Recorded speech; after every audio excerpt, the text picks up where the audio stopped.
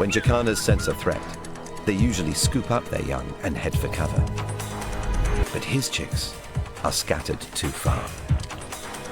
So he sends out a secret alarm call, triggering an incredible anti-predator instinct.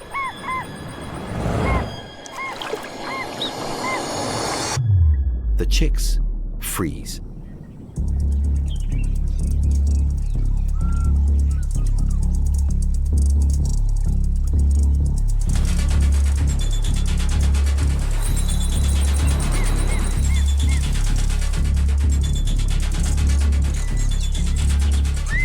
All Dad can do is hope they keep as still as possible.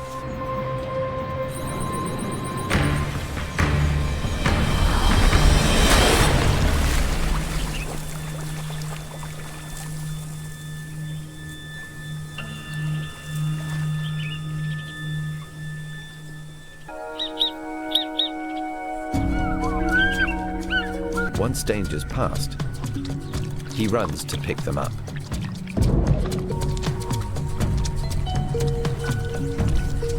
But one of his chicks is still missing. Because she's underwater, she can't hear her dad's call.